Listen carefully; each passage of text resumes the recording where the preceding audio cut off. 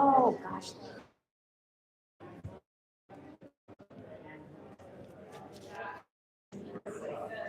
We'll get started in a couple minutes.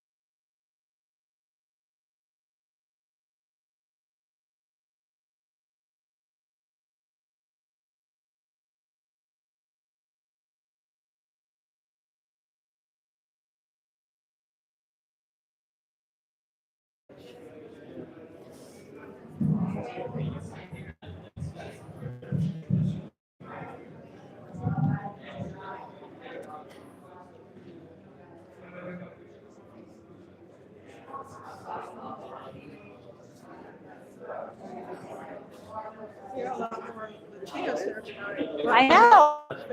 I like the. What is that? You're bilingual, right? Oh yeah. I'm not. Oh yeah. I think that's Don't ever. You don't want me as an interpreter, but I can. That's probably Yeah. what's bringing him in is because you're Hispanic. Oh, is that That's right? good. That's a good thing. Yeah. No, that's good because there are some issues that, like some the late night noise, music. Yeah. Anybody need an agenda? Yeah. Oh, you're very welcome. Anybody else need an agenda?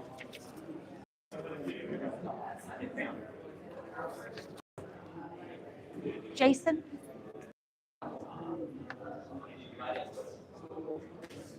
Okay, we can get started. Good evening, everyone. My name is Rosario Rodriguez. I am your Sacramento County Supervisor that has District 4 that has Rio Linda, Elverta, North Highlands, Antelope, Citrus Heights, Orangevale, Folsom, Rancho Murrieta, and Slough House. So I call it the boomerang. And I am very pleased to be your county supervisor. I have been in this position now for almost 10 months. So it has been a really awesome 10 months. Long ago I said I love problems and I love, working through some of these really technical, really high level, very, problematic issues in the county. And it is the best part of the job is to be able to have problems. I love when you guys contact our office with a problem because we get to help solve that issue. So just a little bit about tonight's agenda. We will do, I want to introduce some of the staff here from the county, and we will do the Pledge of Allegiance. We will then talk a little bit about a proposed unincorporated roads only temporary tax that is currently in discussion, and I want to give you some information about that. I want to talk a little bit about the budget for Sacramento County. Spend some time talking about economic development. There's been a lot of discussion in Rio Linda about incorporating, and so before we go into those long discussions, I think what we need to do is have some meetings about what does that mean to you guys? What does it mean to want to incorporate?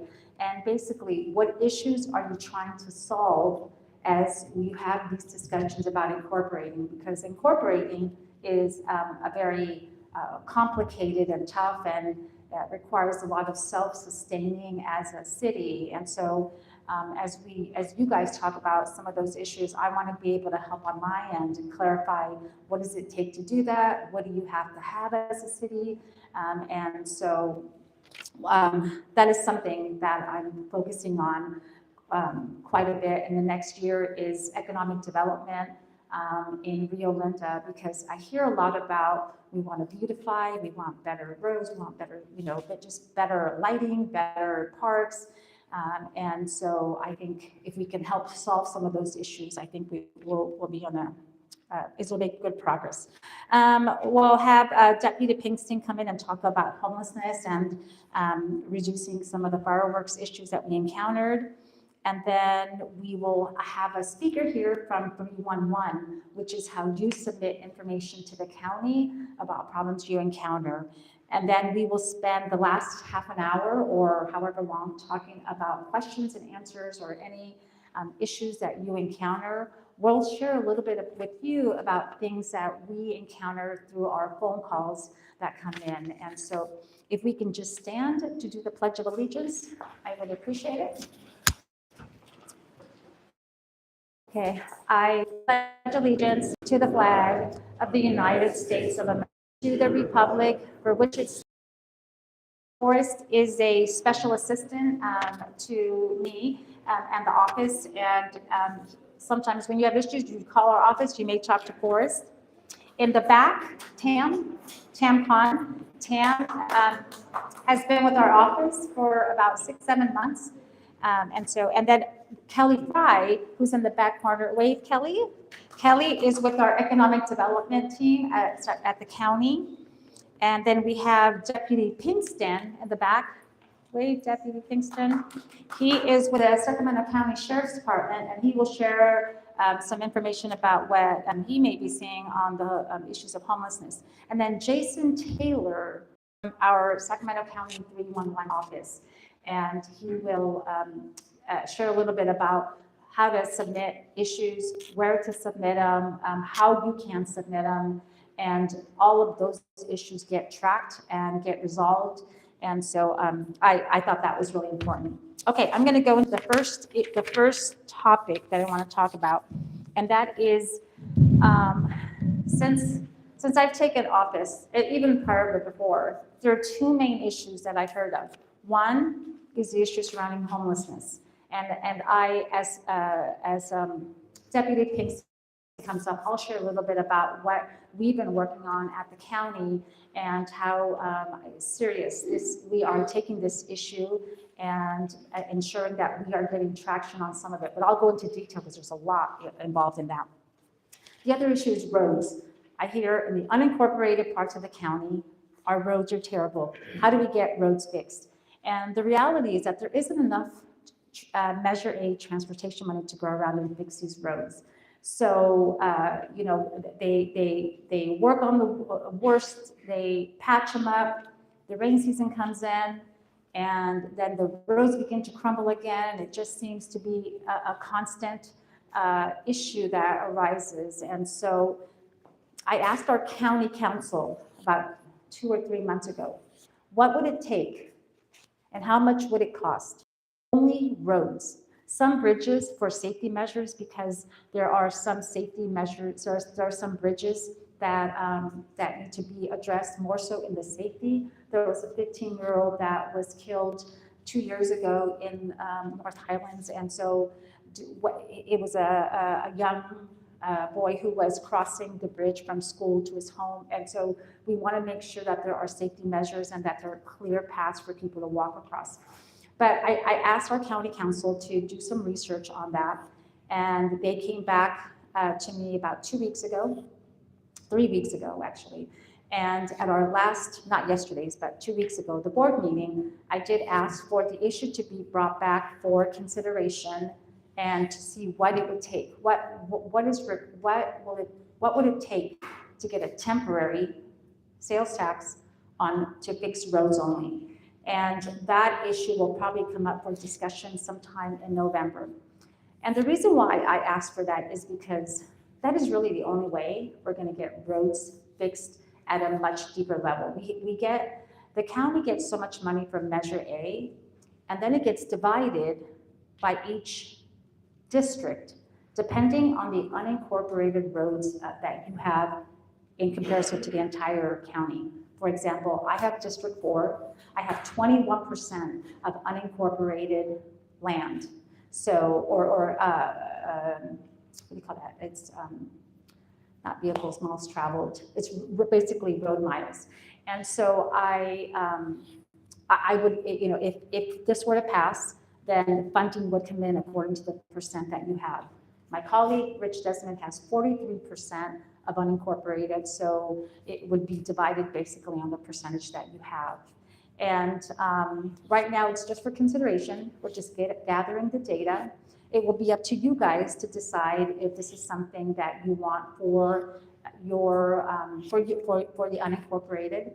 I think it will ensure that your roads will get attention and that we will be able to make progress. I drove around. We get a lot of emails on issues, and so I drove around and checked out a couple of problematic areas. And as we were driving around, it's evident.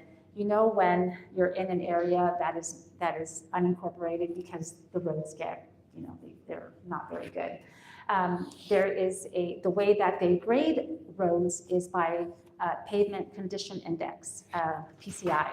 And for unincorporated, it's somewhere in the 40s, so it's not good. But again, if you have any questions on that, you're more than welcome to contact my office and I will give you more information. I don't have all the details yet about what the cost would be, how many years it would take to ensure that unincorporated parts of Sacramento County roads would be enhanced, but this truly is the only way that we're going to see progress on roads. I do have a couple of minutes to answer any questions on this topic if somebody has one. Yes. Yeah. Okay, you want to use, I'm very going to vote no on it because it's ridiculous. There's no accountability. Like there's no accountability for the homeless where that money went. The money that we're supposed to be taxed on, that we go pay one of the highest states in the United States to pay gas, and we don't get any of that for our roads. Yeah. So there's no accountability. I agree. So I'm going to ready to vote no. I agree, and I hope to do a lot of I hope to be able to educate people on this. When you do a special tax, it is 100% accountable funds. So if there was a tax on unincorporated that was specific to roads only, those funds are highly accountable to the individuals, so that we could go. But only special taxes are like that, and this would be a special tax. And as time goes on and as I get more information, I will continue to send out information. If you don't get our newsletter, I'm going to pass this around. If you don't get our newsletter, sign up, and I will continue to give out information. As I get information, I would love to share it with you. But a special tax is very much accountable. So if we say we're going to tax on, let's say, for roads only, it is highly accountable to the individuals. Yes. Sorry, I have to agree with her in this situation because I've been driving for a really long time. I'm an old dude, okay? And so bottom line is it was a long time ago, we never even had to think about our roads. Now we're paying tax on the gas, paying tax in different areas. And so what broke down in our overall system that made it that now we have to pay for our roads to get understand exactly what you're saying, and it will be 100% locked to being able to do that. The problem is, why are we even having to pay for this? We never had to pay for our roads that came out of our, I thought it came out of our taxes for the DMV. So, you know, that is a very good topic for an article.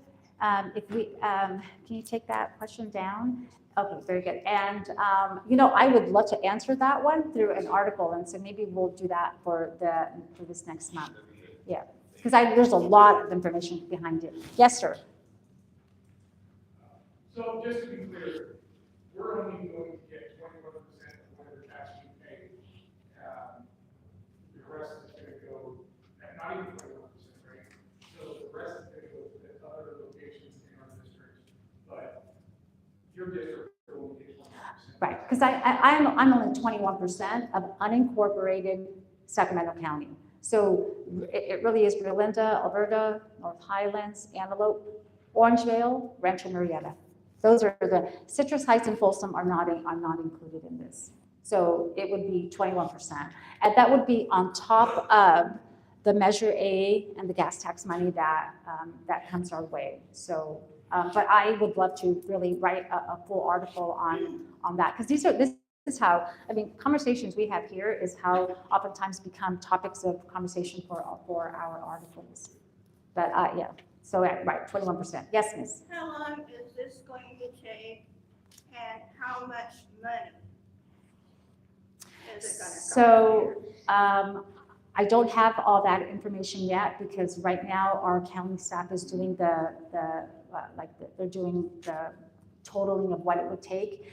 And then if we were to do, you know, however long, I guess we have to look at the total that it would cost plus inflation, and then back it up into how many years, how much would we collect, and then how many years that would take. Is this going to come to a public vote? Yes, absolutely. If it happens and it ends up on, for you guys to decide, it will be on the November 2026 ballot. And yeah, that's what. There was one more question, and then I'll move on to the next one. And by the way, if you don't get to answer your question now, there's half hour at the end that we can still ask questions. So I'll take one more. Yes, Miss. So I'm correct in thinking and hearing that Metro Rio with their new roads will also get a portion of this to put in their stoplights and all the roads. How do you decide what section gets the money? So Rancho Murieta has, it's a private gated community. So it would not include them because they manage their own. However, there are areas outside of Rancho Murieta that are county roads. Still dirt roads, so they're getting their dirt roads. I don't think I think Rancho Murieta is a little newer. So in my opinion, I think that just from what I know, the issues around Rancho Murieta aren't so much the roads they have, but it's that Scott Road is a major problem. It's not very safe. So it would be things like that. But in Rancho Murieta, it's such a newer community that they probably have a really good PCI. Yeah, but it would not be this would not include the private parts of Rancho Murieta because they are private. Okay, I will move on to the next one to stay on schedule. The next one, I want to talk a little bit about Sacramento County budget. So we just had our revised budget in September, and I like to forewarn people on what is projected down the road for this next budget cycle. The county is in a structural deficit. There are many issues that we will encounter this next budget in June. I want to be really honest and very upfront that there will be cuts. And you know, there could potentially come some layoffs this next cycle, just because the county's budget is in a bit of a dire straits right now, and I think, you know, it's something that nobody wants to see, but it is happening. There are many challenges. Just this past budget, we still fulfilled in certain areas that are important for me. like for many of you that you have communicated, public safety is probably everybody's number one concern. And that is a department that my colleagues and I really advocated for to ensure that there were no cuts from public safety. But I can't guarantee that in this next budget cycle. So, you know, I hope that we can continue to advocate for, most importantly, is public safety. That's, in my opinion, if you don't cut anywhere, not cutting in public safety is probably a high priority. I would imagine it's a high priority for all of you because having safe communities is really important. And so as time goes on, you'll hear a little more about what is coming down the pipe. How does that involve, public safety? Public safety is your sheriff's department, the Sacramento County Sheriff's Department. They oversee all parts of our public safety. And I think a lot of times it involves other places like the Rio Linda and. Yes, they are also, They sure. have more money. They have more money to support community things, and I don't think we do. So the Sheriff's Department oversees all unincorporated parts of the county, regardless of socioeconomics. So that is, you know, I mean, are there issues in other areas? Sure. I think, you know, if you look at the back of your, if you look at the back of the agenda, you can look at some of the issues that our county, or that our office encounters over this next couple of months, or by the next meeting. We're going to combine the issues that you submit through your 311, and Jason will go over that later this evening. But some of the themes that come up are public safety and nuisance complaints regarding, you know, road maintenance. We have some issues related to late night noise, partying. One thing that I am looking at right now, I want to let you all know before you go into it, is I am looking at the noise ordinance that for the entire county, because not just here, but in many other areas, you know, people complain that after 10 o'clock, if anybody wants to sit down, there are chairs up here. And I love that. Most of them are taken. This is really awesome. But noise complaints is one of the issues that our office has heard quite a bit about. So I am looking at the noise ordinance, and first I want to do some education. I want to ensure that people understand, you know, in every language in Sac County unincorporated is, you know, what is it? What does that 10 o'clock?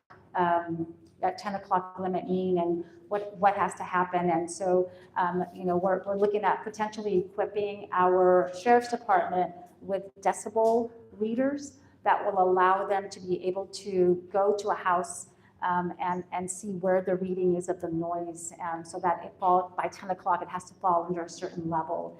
And so we are looking at that. We just pulled that ordinance this week. I had conversations with code enforcement and with our county execs on what can we do to ensure that we educate the public about that expectation that come 10 o'clock, that noise has to come down. If you're having a party at 10 o'clock, we've got to cut that noise down so that we are good neighbors to our neighbors. How does that decimal machine work? You know, it picks up noise level.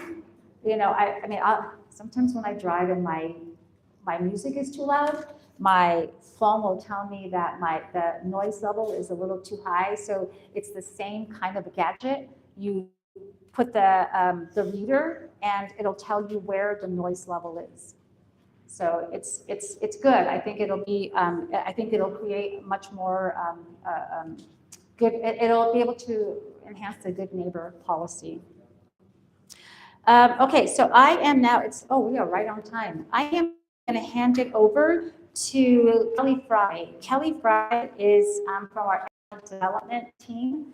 And I am so pleased to be working with, we have an incredible economic development department. And so I'm so glad that Kelly was able to come here today, because she's going to share with you some information that we recently went on a business walk, and I contacted of the economic development team, said, hey, there are 2 areas in Rio Linda that we want to look at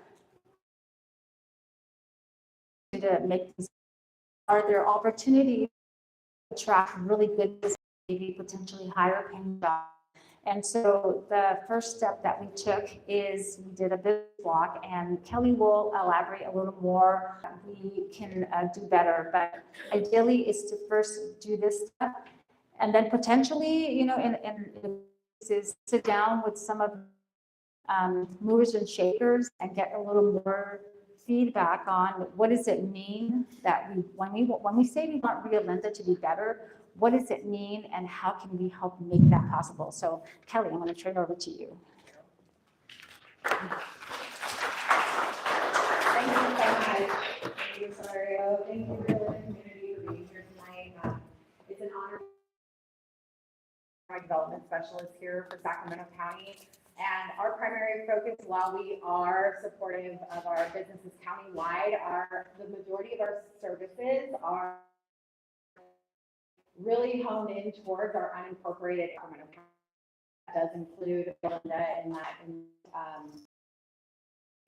one of the things, like Rosario said, we did a business walk recently. As simple as that sounds, it really is going door to door, business corridor, and just finding out what our needs are, going on behalf of what it is that they need support on, how economic development can help them, but also gaining feedback. How long have they been in these communities? What are some things they like about doing business here? And what are some things that we can help support in helping them to continue to be successful in operating here in Rio Linda? Rio Linda is unique in that it is, thank you. Rio Linda is unique in that you have a great combination of rural, equestrian, with some suburban, and I mean, how many McDonald's have a horse post, right, to be able to go in and to enjoy your meal? It's really a great community in that sense. And the other thing that we found, especially with the business walk, is there's a lot of longevity and commitment from our community members and business owners in being in this community. And so it's really inspiring for us. And economic development takes this information and we really try to forecast how we can help your businesses that are already here and existing in the Rio Linda community, but how can we help them expand? But then how can we also bring businesses here to our Sacramento County community as well? So all of our programs are surrounded around business attraction, retention, and then supporting them with whatever they may need in the county. I think that it's important to note, we have a great landscape of what Rio Linda looks like, what kind of land we have available, and we are out there trying to help support bringing those services and those businesses to our different community corridors while focusing on the priorities of our communities as well. And so it's great to be able to support our businesses in this capacity. We also, I will just say that our office also is heavy support for our businesses when it comes to permitting and regulatory compliance. We're one of the only economic development divisions that have a built-in environmental regulatory technical support team. And so what that means is businesses can come to us on a non-regulatory level and really help forecast or help try to solve problems that may be related to environmental permitting or regulatory requirements, because we want our businesses, if we can take that piece away from our businesses and help support them and project manage processes with the county, whether that be permitting or regulatory requirements, they can focus back in on providing the great services that they're providing you as community members. So like Rosario said, the business walk was a great opportunity to connect. We found that our businesses here have a lot of longevity. A lot of them grew up here and have ties to the community, which is such a valuable asset, to our small business climate. And we have already gone through, and there was some issues that we were able to help support our businesses with, whether it be with our planning division, trying to help problem solve with different fencing related issues, or if there was homeless related inquiries, we worked with our sheriff's office to help support them with those specific needs. And I'll just add as well for our business corridors, we have our business watch group in Rio Linda, which is once a month. Our next one is October 16th, where we are bringing the district attorney's office, the sheriff's office, code enforcement, and any special project or agency that may be working in your community. We're bringing those resources to Rio Linda once a month to have these discussions and help problem solve some of these issues that our business corridors may be having. So we try to be in all of these spaces to help support our businesses. And it's an honor to be here tonight. And I do welcome any questions if you have anything related to economic development. Yes, sir. Concerning the business watch program, is there any way available to move that to a more convenient time? I am so glad you asked that question. That was actually some of the feedback that we got during the business watch walk that we had just conducted. And I am so pleased to share that after the October 16th meeting, there will be a virtual option. So that will be something, because we did hear from our businesses that trying to find a time, a convenient time, to be able to close their operations, to be able to come, was just not feasible. And so Rio Linda will actually be the first business watch meeting that we're piloting as a virtual meeting. So virtual and in person. Yep. Yes. Well, since Rite Aid closed, a pharmacy, when I moved here, we had a pharmacy over here anyway, and it's left, and we got Rite Aid, it's great, we got a pharmacy now, they went up, belly up. Now we don't have a local pharmacy. I don't know if you guys. And we do track those trends actually very closely. Rio Linda is one of the ones who lost their pharmacy. Rosemont is another one who lost their Rite Aid. So what I can say is that our attraction and retention team is constantly working with, we've got GSEC, which is a Greater Sacramento Economic Council, who's helping with site selection, finding businesses, vacancies, corridors, and really helping to find businesses that may be interested in some of these vacant sites. And then in addition, our team does attend the International Council of Shopping Centers, where we connect. It's once a year, but we are connecting with retailers, businesses, brokers. We're bringing all of our properties with us that may be of interest, and we're scheduling meetings with different entities to try to really attract the kinds of businesses that we need here in the county. So really great question on that. Yes. I think we need a whole variety of different businesses in the community that are agreeable to our neighbors and people in this community, because I've been here for years, over 30 years, and I haven't seen much development really in the business world to complement the people that live here. And your needs, right? Yeah. Things that are going to interest people. Absolutely. Over a period of time, like sandwich shops or, and places where people can socialize. Now, I don't see socialization here in this community. And I just see other things taking over escalation of major problems, which our neighbors don't like, And, Absolutely.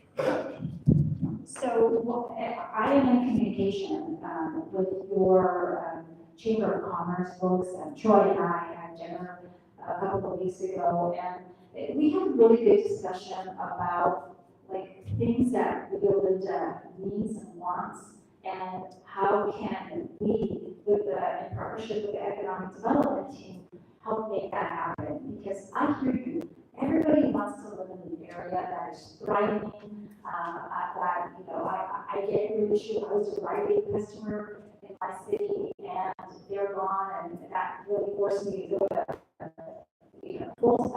Walmart or way across town. So I get the issues. If you don't have a pharmacy, that's a problem. And so I can tell you that things like this take time, but we are focusing. Rio Linda has become a very special place, and I'll tell you why it's so special. because you have super dynamic people at the helm that in your chamber, you've got amazing people that are running organizations, that are running events. Rio Linda, and I see this because I have a very wide range of district, but the people here are warm. You guys are engaging in your communities, and as your county supervisor, I want to help with the desires and the hearts to make your area more attractive and more desirable and more satisfying so that you support your local businesses and not have to travel across town to support other, businesses and that helps your area thrive. So we are on it. And I'd like to add that, I drove out of my town here, like you said, to patronize grocery stores and whatever, because grocery stores have moved out here. And I have to do my shopping and medical supplies in Walmart mainly, that's out of here. And also, entertainment-wise, we don't have entertainment in this town. I go to Folsom to get my entertainment. They have an amphitheater there, you probably are aware of that. And you have to pay for parking. There's no parking problem there. Oh, well, I don't know if the people there would agree. I'm not sure if people there would agree with you that there's no parking problem, because there are challenges there. So, Garages and, yeah. And the vans are free. Oh, yeah. Historical Society. I want to stay on track, so please give Kelly an applause. Thank you. I know we're not supposed to have favorite departments, and I joke about this, that I love working with our economic development team. Plus, the reality is, everything I do is tied back to economic development. We want to fix homelessness, and we want Go ahead. I'm now going to turn the mic over to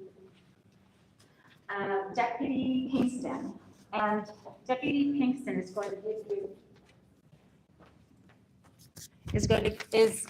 Deputy Pinkston is going to give you an update on homelessness in the area, what he is seeing, and any other issues that are related to this community. All right, good evening, folks. Oops, 1 second. Let me get this out of my ears, that way I can't say that I hear voices.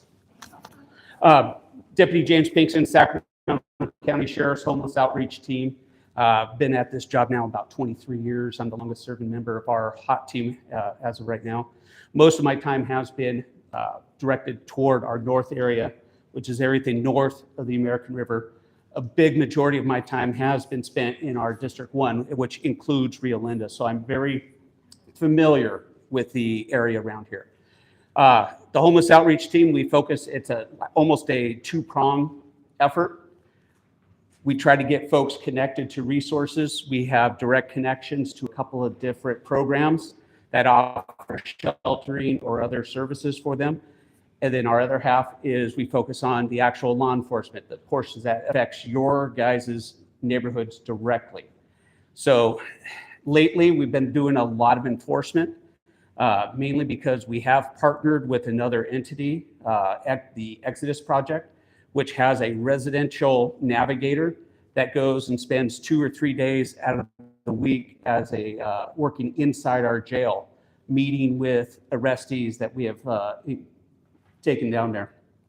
She is able to get them in direct connection to 3 or 4 different shelter programs that are all in the downtown Sacramento area. They will give them directions to how to get to their office, and then they will same day get them into one of those shelters. Most of the navigators typically don't like the way we do business. A lot of them are, they want to give out hugs and stuff like that. They don't think that there's a big problem.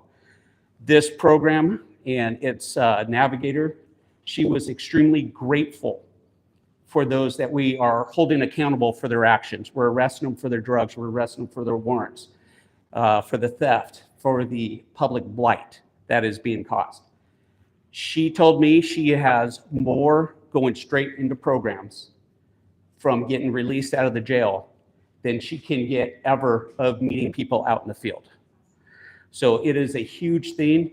Some people don't truly say you can't arrest your way out of this problem, and you really can't. But there has to come a point to where people have to be held accountable for their actions.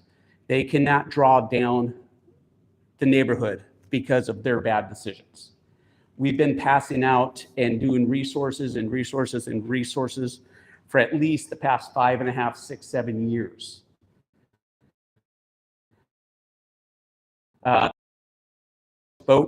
Spoke overwhelmingly loud that they were tired of the drugs, tired of the theft.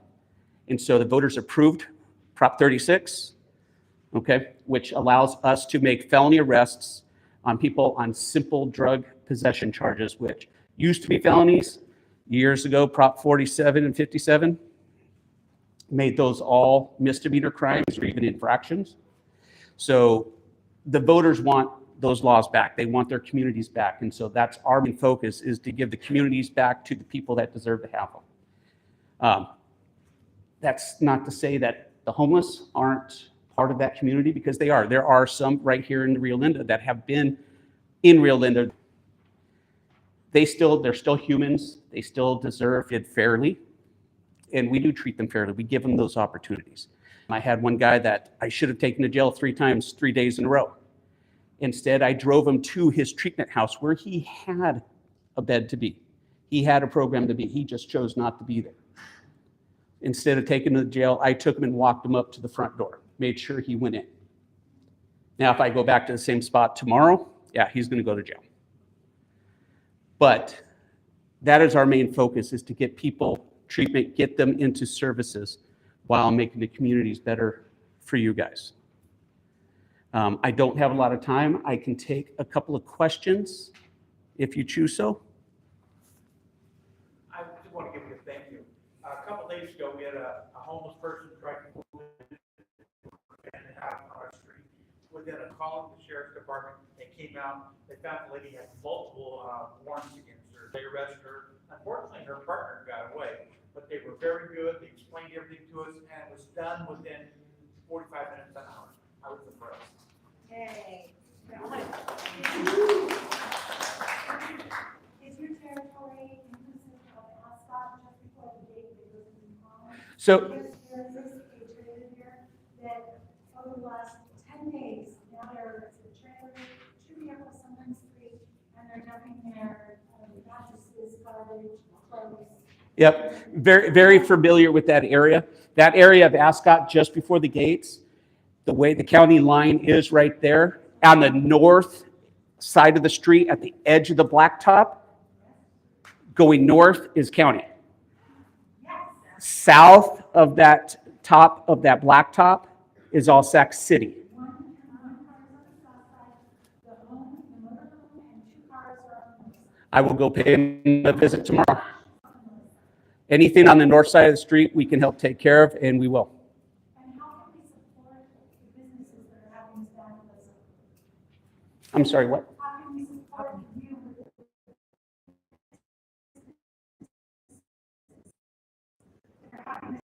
This thing, businesses supporting themselves is reporting things that are happening. So the 311 system is good for reporting things.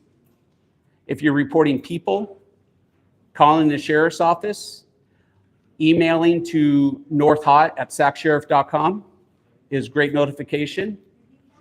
northhot@sacsheriff.com. We have flyers in the back that's got that information on there. All right, Deputy Pinkston, thank you so much. A round of applause for, yeah. And Deputy Pinkston will be around even after our meeting ends if you have any questions that he can answer. I am now going to turn the mic over to Jason Taylor. Jason is works with our 311, and he's going to just share a little bit about issues like the one you encountered. You don't have to wait for meetings like this. He's going to share with you how you submit those kinds of complaints, what complaints you can submit, and how they handle those kinds of problems. And most importantly, one of the things that I'm most interested in is the data. So for Rio Linda, what are some of the issues that are encountering? Once we identify issues and trends, then my office can now work with all the different departments to correct those type of issues. So Jason? Thank you. Yeah.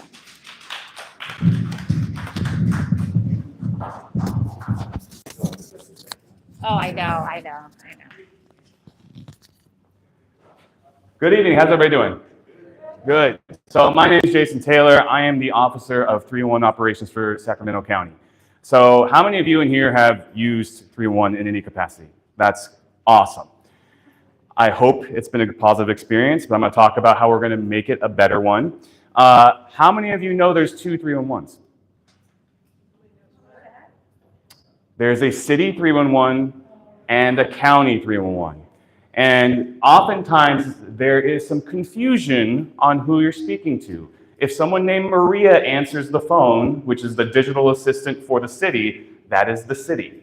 We have straight to operator for us, meaning you're always going to be talking to a human. In the future, when we do start to incorporate some of the AI components beginning around the new year, I've said it already that there will always be an option to bypass that. You will not have to go talk to a automation person like a Comcast in order to speak to a human. So that will always be there. Now, as far as 311 is concerned, I was asked to speak just briefly about what we do and what we don't do necessarily. 311 is urgency, non-emergency. But we also do more than that. So we are also responsible for every county building security and dispatching security for all of the security guards within Sacramento County at large, which does include some places within the footprint of the city. Trick question. There's a couch in the middle of an intersection. What department does that go to? Say what was it? Street, okay. Anybody else? CHP, maybe. Anybody else? Okay. It's actually a trick question. The boulder in the road. Oh, well, that also can help. Trick question. DOT has to come cordon off the street, and then Department of Waste Management actually has to come pick up that couch from a safe place. Our dispatchers have to delineate that in operational order when that situation comes in. Some new things that we can handle now. That is a 311. So we operate within 32 different departments and allied services within Sacramento County. We also do some things that maybe some people aren't aware of. If someone calls in and needs a warrant in the middle of the night, we're the ones who contact the judge and wake him up out of his bed. Someone needs a coroner at any time of the day, we're the ones who call the coroner for you. So we do more than just help you with a pothole, or that neighbor who put the trash can out and won't put it back because he's blocking part of the road, okay? We do those things, but we're not just those things. Some of the newer things that we're trying to also incorporate is integrating better with the Sac Sheriff. We've heard a very large outcry of being able to report homeless issues. So we have worked very hard with the HOT team in coordination with sending them information so that if you are confused on where to report, you can at least get the 311 and we can get it over to the Sheriff's Department on your behalf. We are currently working on doing the same with parking enforcement. Right now that is a call-in feature only, but we are looking to open that up for other, for online and mobile application, website and mobile application as well. In the rear, you'll see a little flyers here, and I believe there's a few magnets and a pen and a collapsible straw. If anybody wants one of those as well, if you like those things. But on here, there's a QR code that allows you to download the 311 mobile app. It's literally just a point, click, and go type of situation. Now, mind you, the information that we can act on to give to said departments is only as good as the information that you yourselves give us. So if you're only giving us a picture, we might be able to do something with that, but we may need more information to delineate between an abandoned vehicle and a parking enforcement issue. Does this make sense? So the more information that you provide to us within the app allows us to act faster and more efficiently and get the reporting done. I will be here after if you have any specific questions about any specific scenarios. I do have like a minute or two here. If you have any questions right now, I'm more than happy to field them. Oh, I have a question on your card here, curb gutter or sidewalk repair. I have a pond across the street, and they put in a big pipe, and the water is encroaching on my side of the gutter, and it's causing a big weed problem, massive, and it's been going on for at least 2 years, and I've mentioned it in the meetings before, but nothing has been done about it, and you smell this raunchy water, green residue, you know, and it's in the back of my mailbox, and when the water comes over, I'm afraid it's going to erode my mailbox foundation and my driveway, and that's the only way I've got to get into my house. So there might be multiple issues there that we might have to address, but all I will say is that if you call us, we can go through every single one of them with you and figure out if it's a multiple factor reporting or if it's just one to start with, and then that cascades from there. But we're a good place to start for all of that. I've done that same work, underground, you know, Andrew's work before. Oh, thank He you. looked at it, he said it's a violation on the What? other people's So property. what we can do is, at the end of the meeting, we can, I can have you sit down with Jason and just maybe go over, maybe not tonight, but he can get your phone number and then have that conversation, because it sounds like there are many issues there.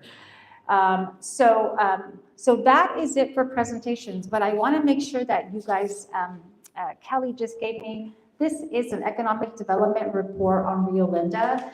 This is such a good report because there's so much information here about your community that you may not know or that you may be interested in knowing. So make sure you grab one on your way out, or if there's enough, we can start passing them around.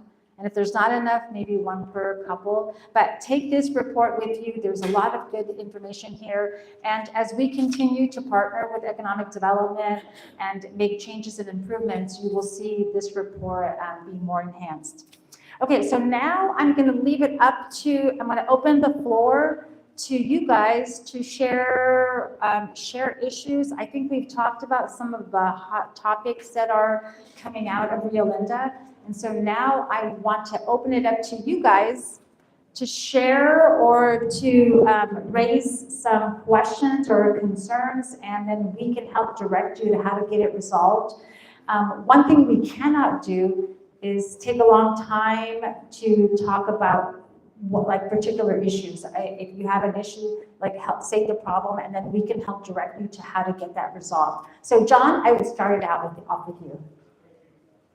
Regarding the Friday building, how much input or influence is the community and or organizations such as Chamber and CPAC going to have to what happens with that building going forward? So the question is, how much influence does a community have? So if you're an owner, say I'm going to use the hypothetical of a resident, you are a homeowner, you have the right to do what you can with your home. The same thing works with businesses. I don't know who owns, I don't know if Rite Aid owns that, or what the plan is going to be for Rite Aid and what they're going to do with that building. But, and I think the same issue is happening in all of the Rite Aids that I have seen throughout the county. Where I live, there's also a vacant Rite Aid, and so I'm hoping that we can communicate with the owners and see what we can do to ensure that a business can come in that is going to complement your community. Okay, yes. I just wanted to follow up on the noise, the loud party issue, and I think it's really great if you have that decibel meter, but we've been reporting it to the sheriff quite a bit and are not getting very good compliance from them. Yeah, I think is the answer, are you willing to do, what is it called? Citizens arrest. Citizens arrest. Now they make us come through all these things. We have to have the sheriff come to our house and we have to sign a form that we're doing a citizens arrest. We have to be willing to show up in court. Yeah. Testify against these people. And that doesn't seem right to me, that we should have to go through all these hoops. Yeah. Just to have some peace and quiet I agree. in our neighborhood. I agree. So let me tell you what I did. So I printed the Sacramento County noise ordinance, which was last updated in 1977. 1976 was the last time that this noise ordinance was updated. So I printed a copy and I got my yellow highlighter and I'm just going to go through it over the next few days and look at, in today's date, how can we make improvements? But I also want to ensure that we do education before we take punitive measures. But from what I understand, there are some individuals who continue to have late night parties, common homes. I did drive by one house today that somebody emailed me about, letting me know that there's a party almost every weekend. And I wanted to get an idea of what the neighborhood was like, how was it set up, and where the home was. So I did drive by this particular home before this meeting to get an idea. And it is, this one particular home is in the neighborhood. And so I do want to make sure that as I make recommendations, and there will be recommendations to my colleagues to tackle the issue of noise, whether it be first, a sheriff comes out, they do the education. If the sheriff has to come back, because they have a decibel reader, and it reads above the limit, past 10 p.m., maybe the first citation goes out to that home. If they are called back again for a second time, a citation could be given to the homeowner, at a higher cost. And then you continue to tackle that issue with violations until we can really press the issue that, past 10 o'clock, it's not okay. If you want to have a party, maybe rent a hall that will allow people to have these late night parties. But just let you know, it is on the radar, and we are going to address it. I did seek some advice from our county executive and asked him, can we send out, so once we get a complaint, can we send out a notification of what the ordinance means in both English and Spanish, so that communities will know what does it mean when it's beyond 10 p.m. Because some people may not know. Some people may not understand the language or whatever the situation may be, and until you provide them that data, I think. But we are tackling the noise issues that are occurring, and it's not just here; it's in different parts of the county. What are punitive measures? Punitive measures is you would get a warning first time. I believe in warnings. Maybe sometimes someone doesn't know about what does it mean to have a 10 p.m. curfew. The second time, it may be a $100 citation. If they have to go back the third time, it could be $500. And hopefully at that point, the homeowner knows that there is, just the ordinances that are being broken. What if they've been told that they keep on? Well, I think you handle it through a warning, violation, until, and at some point, you will have to present yourself before a judge. Yes? The rooster ordinance, the rooster ordinance has been a hot topic of conversation. So here's the problem with roosters. The question that is being right now discussed is why? Why would somebody need to have multiple roosters? And that is something that is being researched right now. So I've heard there are religious reasons in some cultures. Some people enjoy having them as pets. But I think one of the issues that happens countywide is the rooster cockfights. Yeah, I think that's the issue that is one of the major complaints when it comes to roosters. And so I believe that it's in discussion right now in terms of what, how, like, with the ordinance behind how many roosters somebody could have. But I just had a discussion today with our planning and environmental team, and it really is why. Why would somebody need to have roosters? And what are some of the reasons why? But it's tackling the issues behind, which is the cockfighting. There's a lot of people that are gonna be affected that don't cockfight, that breed for show. Yeah, and that was one of the reasons. They're show animals, and so we want to still support show animals. I like roosters. I think they're really cute, but in some areas, people are like, you were going to say something? No, I was just gonna say, basically, we have 2 roosters Yeah. ourselves, and it's just because it takes care of our flock. Yeah, And I like having Yeah. freedom. yes. And I think you know that. Oh, yes, yeah, that's why, and those are the discussions that are happening right now. Yes. As far as the roosters, what I don't understand, if that is a whole issue, you guys are talking about cockfighting, why don't you guys go after the cockfighters? Why are you going after a growing rooster? Well, I personally, I don't want to take someone's ability to have roosters. But what so do you limit it? And if you limit it, how many do you limit it to? And those are discussions that are taking place right now. And so I can tell you that as time goes on, I'll continue to inform you guys that, and there may be a public meeting on what does that mean to the community. I can take back the information that you guys give us, but the question is why? Like, what are some of the reasons why, yes. Sorry. Yes. All right, so my name is George Hernandez, by the way. And Good to meet you, George. just to kind of piggyback on that, I am a poultry breeder, Mhm. so I have a lot of roosters. Yeah. And I'm always open to dialogue. I'm an educator. I have a huge following on social media. Mhm. It's on average 300,000 people that we interact with every single month. Yeah. And those questions that you guys have, I would like to know, where are you guys discussing? And who are you discussing? Right. Because at the end of the day, I'm gonna be very honest. Yeah. It baffles me every single time they bring up an ordinance like this, and it turns out the people that they're talking to are people from the Humane Society and never. Oh, yeah. Never the people that are the Yeah. animals. Yeah, so, you guys are always welcome to contact my office and we can have a conversation about that, because for me, this is the early stages of, like, when it came to me a couple of weeks ago, I was like, well, what's the big deal if people have roosters? And then I learned of some of the issues. I am also with you, a believer that you don't penalize the people that are doing good. You don't penalize the people that enjoy just having roosters because they want to have roosters. First of all, you guys can have roosters. Where I live, we can't. So I am not in support of taking people's rights away because of some bad actors. You deal with the crime and not the people. So I can tell you that I am very supportive of people having roosters.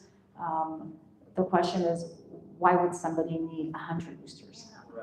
That's where the question comes in. I can tell you right now, I am not educated enough to explain to you why somebody would need 100 roosters, but I don't know. But I am in the starting phases of educating myself on that issue. You can't control the roosters, so there's a lot of loose roosters around. Yeah. Go to food for source, you see a bunch of roosters there. Yeah. And then they pop up with the hens, and then there's more roosters. Yeah, where I live, we have coyotes. You can't- If you had coyotes, you guys wouldn't have roosters. You guys had coyotes? You're not gonna go to somebody's house and roost at Yeah. night. That's not Yeah. that person's Yeah, no, I think that as more information comes down, we'll continue, and nothing is going to change in the next few months, but it is a conversation. But I will tell you that I am very protective of people being able to do what they want to do and not have government suppress your lifestyles. So I am very, I love my, we all love our freedom. You have a question over here? I was gonna add, I've been for 2008 in the home market inspection. I had a lot of livestock, and then my area got rezoned. I still go weekly to River City Feed to buy feed for my farm. But as a housing and development with economics, it's pushing the little guy out if this ordinance passes, what am I gonna do with my 20 roosters? Yeah. Well, I mean, I will be sure. Food for thought. Yeah, Going forward. for sure, Food thought. for I've sure. been affected with the Yeah, zoning. yeah. Now I got a small flock, now my flock's gonna get smaller. Right. That's just food for thought. Yeah, I will be very careful and make sure that I educate myself before any decisions are made. Yes? I'm not going to death because I know what's going on time. I am the local poultry leader with my mom. I have been making poultry for 15 years now. I won many awards under the name of people know me. My husband is a Sac County animal control officer, so if you guys need a point of contact or we can go back. Okay. I would love to do that for you. We Sure. can help educate you and we can discuss how we can make this work for the poultry community, but also enforce those laws that animal control needs, since my husband is that point of contact as well. Okay. And I would love to. I really appreciate that. And I did commend her.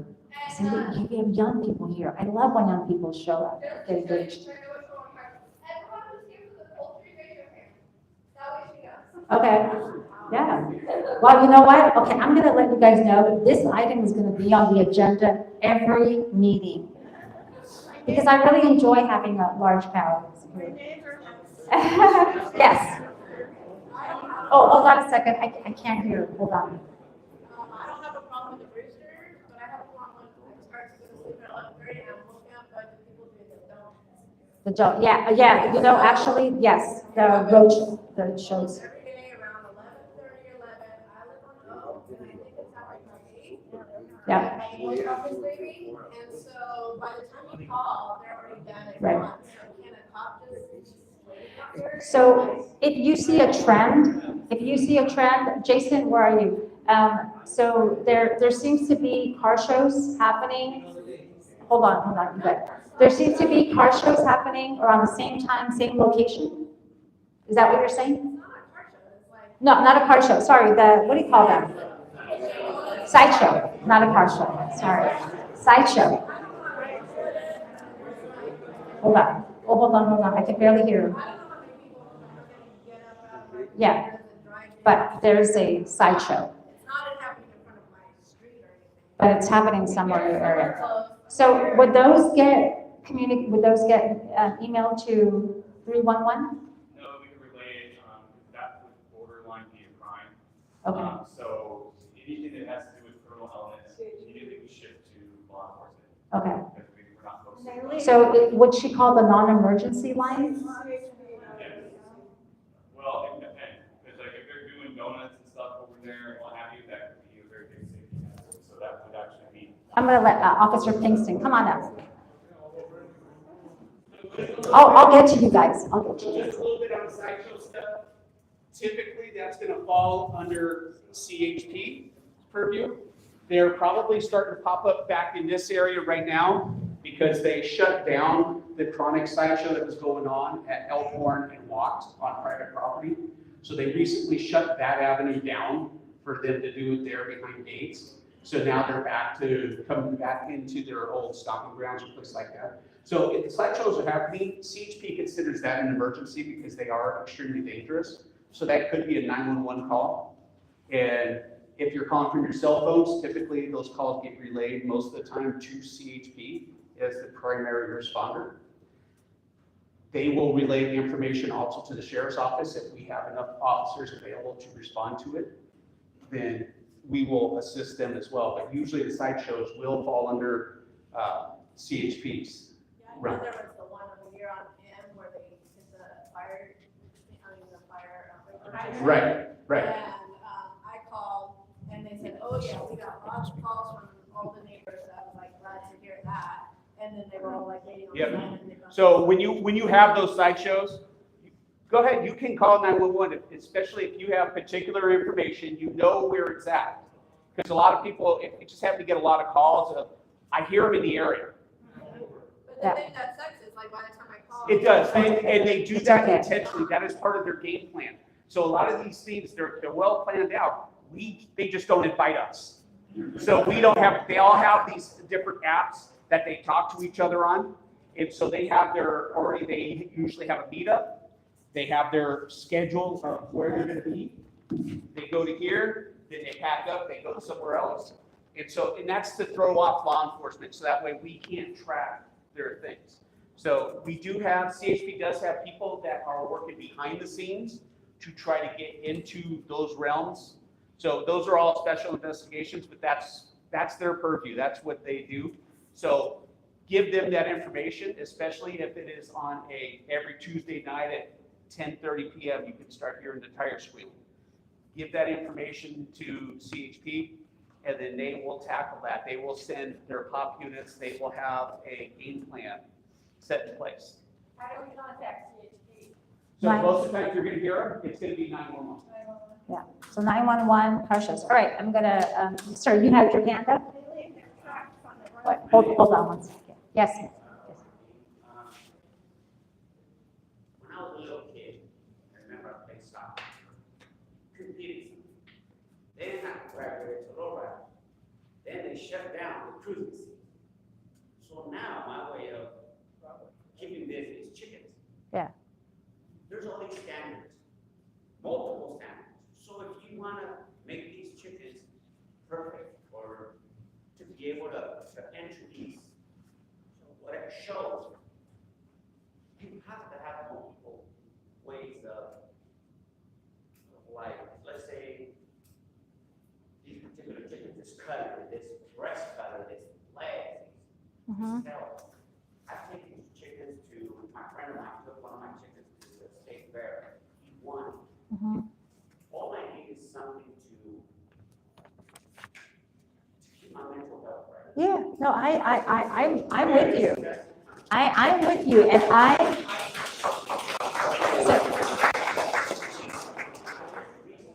yeah.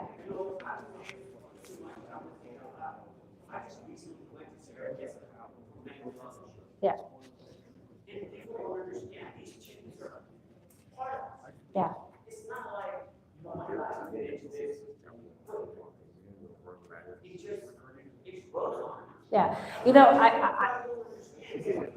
I want to support you. I agree with you 100%. One of the things, I think animals definitely help our mental health. I'm a big supporter of, Rio Linda, gosh, what is your organization? Barnyard Bidders. So these young kids came to my office and asked for a sponsorship.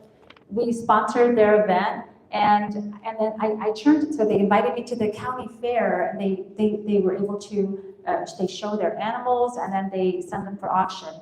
And I turned to them and I said, can I sponsor maybe some troubled kids from some of the high schools in the area to be able to do what they do? Because it was,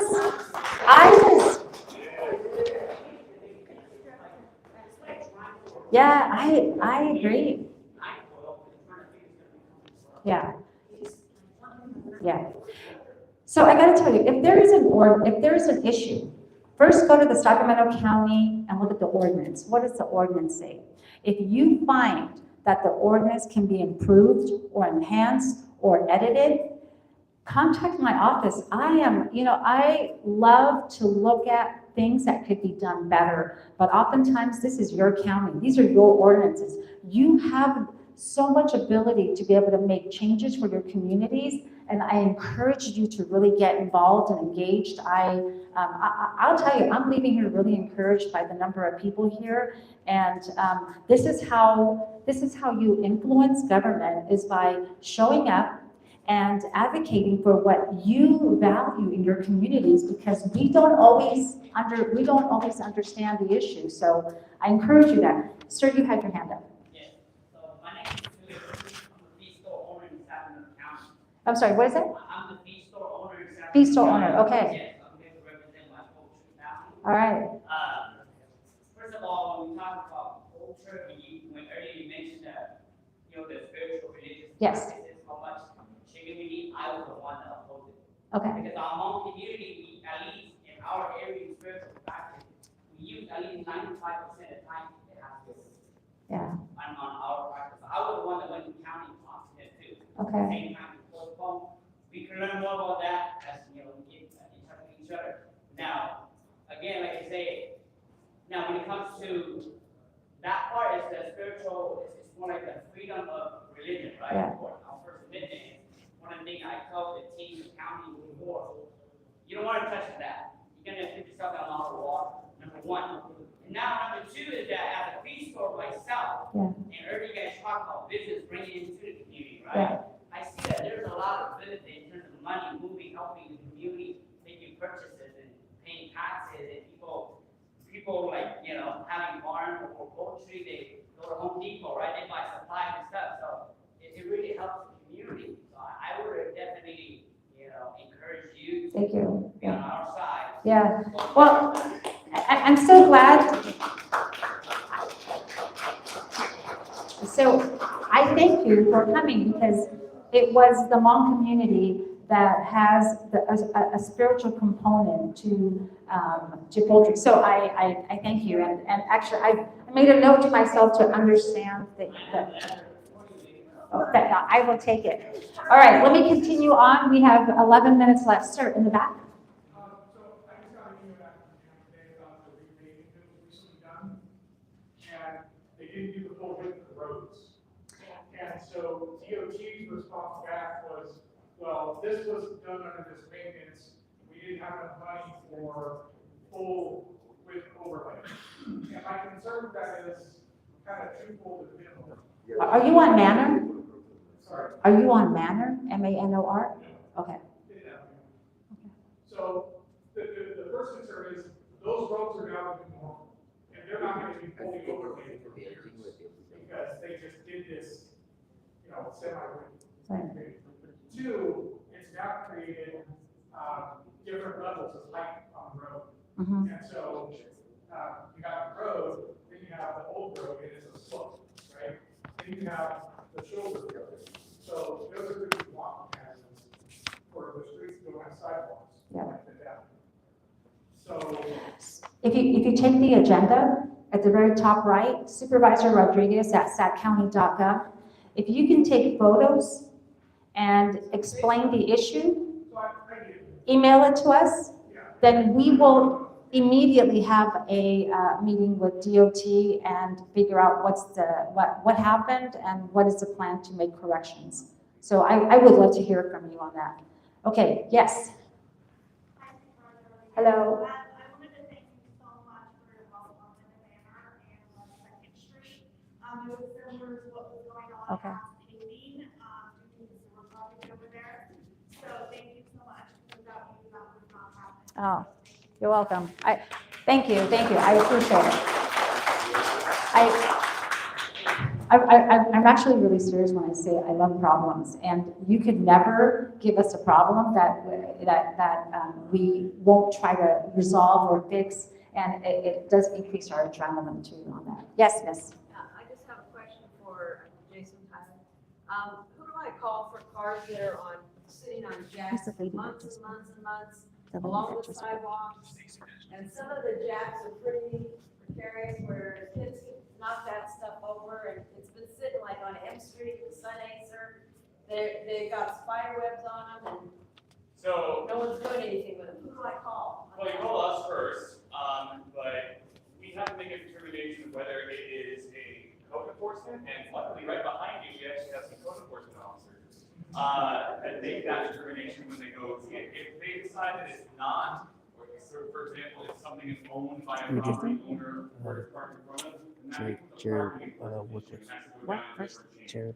And so it starts with us, we then send it off to the appropriate department, they will take a look at it. Oftentimes it starts, depending on what the situation is. Now, it opens up a whole new can if there's homeless living in that vehicle too. So there's different types of things that go down a path depending on what the results of that investigation finds. But it all starts with removal.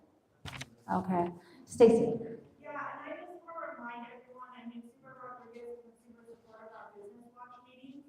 They are every month, and now it's going to be virtual. Our next meeting is going to be October 14th at 10:30 a.m. at Rio Linda. CHP is there, evaluation with that, code enforcement is there, Sac Sheriff is there, and also representatives on the office. And those take place the second Tuesday of every month. You can find them online. Yep, second Tuesday. You know, there are some people in the audience that I want to make sure you know from your community, and these are people that make your community super special. So Stacy, you are with, and you are a, okay. And then Tanya, do you want to stand and introduce yourself, just to make sure everybody knows who you are? Chamber of Commerce and CPAC, and owner of Rio Java with my husband, and I have a tax office on Street. All right. And then we have Troy and Sheena. They've left, all right. They are, Troy is with the Chamber of Commerce, and then Sheena is on the CPAC. And then we have George. Is George still here? George, wait, is that George, right? George with the CPAC? No. Oh, Roy. Oh, I'm so sorry. And how long have you been on the CPAC? Yes. Okay, that's a long time to have somebody. Is there anyone else I'm missing that sits, yes, oh, yes, John.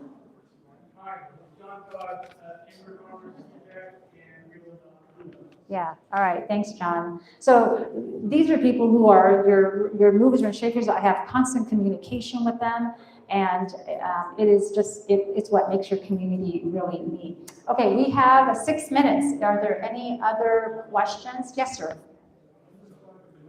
Oh, hold. Oh, sorry, I can barely hear you. Yes. I have a neighbor who's always playing music all day long. I have a lot of medical issues with it. We have some people that were being taken care of by a nurse. Okay. People that have authority next door. The lady died. She was in her 90s with her husband, still sick. Across the street from them, the lady had her leg amputated. A couple houses down, the guy had brain tumor. Okay. You know, brain operation. Okay. So these noises go on during the day. So you're talking about daytime noise ordinance that exceeds the acceptable range. All right. Well, we will address that issue as well. What else? We have 5 minutes. Yes. It might deal with the CPAP, that you gotta notice that they want to build apartments. Oh, yeah, okay, the apartments. On M and, Chandra. Right over there, right where the arches are. Yeah. The brothers own the property. Yes. They want to build apartments. Yes. So as a homeowner now, that's gonna bring my value down in my property. And the infrastructure. Yeah. Rio Linda is already crowded as it is. And you guys want to build 130 unit? I think it's 78. But still, 78. 2 cars, let's say 2 cars, that's over 100, almost 200 cars. And our roads aren't fixed, we're having a problem with roads. And then So- the crime, and then now what are they gonna be, low income? No, the market rate. So let me give you a 1 to 2 minute, the realities of the housing crisis in California, where that leaves communities, and I agree. I'd rather see people get into home ownership than to create the constant apartments. So the state of California gives every jurisdiction a number of homes that they have to build. Every single city within Sacramento County and the unincorporated has to meet a certain criteria of homes, affordable housing, all the different levels of affordable housing, market rate. And so the way that oftentimes now jurisdictions are meeting those regional needs housing assessment numbers are through apartments. Can you push back onto the state of California and to deny housing? I'm going to give you the reality. No. The state of California has, if Rio Linda is just seeing it right now, then I think, you know, count your blessings, but all the major cities are dealing with it. Cities that no longer, when cities say, we cannot go anymore, we're landlocked. What do? The state of California says, go up. Apartments, 4-story apartments. That's how you see those those high levels. So any affordable housing, as long as the criteria is met for that particular project, A jurisdiction does not have the ability to deny a project for traffic or for other issues. The only two issues where a housing project can be denied is if it meets some kind of safety issue or health issue. Safety and health are the only two reasons, and that is very difficult to prove. So yeah, that is the reality, and so you're gonna, you know, as I drive around and you see open land, once developers find a land that is zoned for housing and they begin the process, and they say hypothetically it is affordable housing, and a jurisdiction denies a project, the developer now has the right to sue that particular jurisdiction. It costs $10,000 per unit to change change the decision. If you don't do that within 60 days, you're looking at $50,000 in fines per unit. So no jurisdiction in California. There have been a few. I follow case studies because I always want to ensure that I communicate this to people. Elk Grove, about 4 years ago, denied a project. It's an affordable housing unit. What was originally a $2-point-something million project ended up costing the city, after attorney's fees and fighting it, $11 million. Now, Elk Grove is in a different position financially, but jurisdictions are not willing to take the risk. California, Rob Bonta, our Attorney General, has made it very clear. If you fight the state, they will come back very hard on you. So affordable housing units, housing, it's coming. So they rezone, like they were talking about their chickens, they rezone, I have horses, they rezone it, then I won't be able to have horses. I don't think they rezone ag to development, you know. They did that, yeah. I have to look at it because there's always an explanation behind something happening, and you can contact our office and we'll be more than happy to look at the history of it. But when it comes to, I have been tracking the Chandra Apartments. I believe it's going to come before the Planning Commission. I did listen to the CPAC meeting that took place last week. I just want to just really give you a heads up that to deny that project is going to be very, very, very difficult.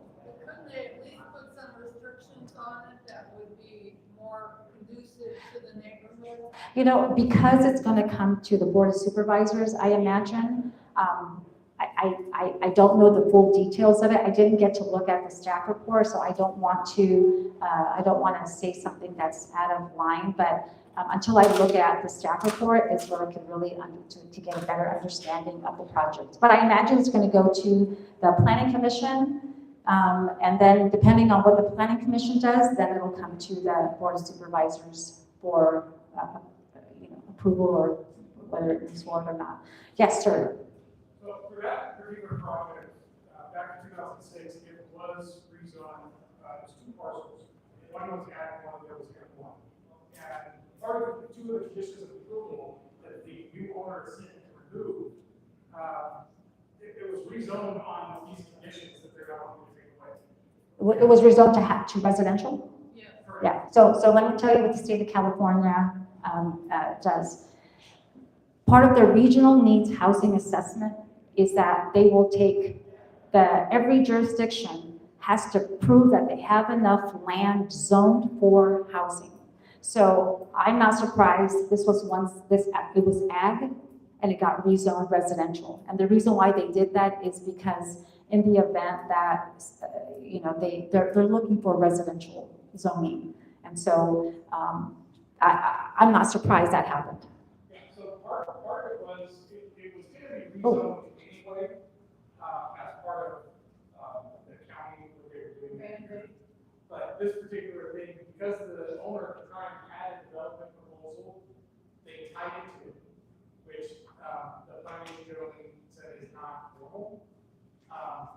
But my question is, regardless of being the owner, how can we go back and now look at the conditions of approval and say, oh no, we can get rid of those now? So when that was a condition of approval. Yeah. For rezone. So in rezoning, especially to residential, with and I don't have, I'm not an expert in this, but I've gotten enough information that a developer is able to, in this case here, go to the highest level per units per acre. So I don't know what that is, but they have that, when it gets rezoned, it has that capability to go to the highest. So, you know, I don't know the details of the project, but when something is rezoned, that's what happens. I just want to get, it is 7:03. I want to respect your time. I want to thank you for being here tonight.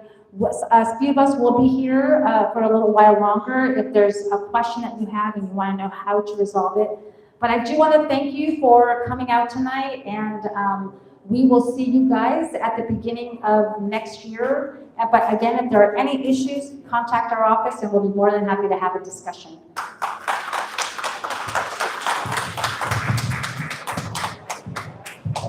Those are some good questions. These senior apartments, if we're gonna get apartments. I wish they were I would senior. rather be senior. They're But market, then we don't have a choice. It's they're whatever. market rate. Yeah. Yeah. But if you have any questions on that, feel free to I would call. like to give you my number. and Oh, my email. okay. So, All right. I'm the voice leader, and we put on a local poultry show at the Rio Linda Community down there over Yeah. by the park. And Okay. so I have like poultry health inspectors. Okay. I All have right. show leaders. Yeah. At the foyer. I would love that. Yeah, with my husband being an animal control officer for this county, he knows Okay. a lot of the laws, and he's done a lot of the cockfighting with us. Yeah. So we can help you All right. and inform you on like the differences. I will give you a call. Thank you. All right. Thank you. Those roads, when are they gonna make 4 lanes all the way Which to one? the freeway? Elkhorn, Elkhorn. from you. All the way to the If freeway. you get an agenda, that's my email or that's the number. Call my office and ask the question, and then we'll research it and get back to you. And about those rice fields, how long are they gonna be there? Is they- I heard something they Are the just rice fields in the flood zones? Yeah, rice fields down the street. And Elkhorn. Hey, thank you Thank for you for playing quarterback with this. I appreciate it. No, I appreciate it.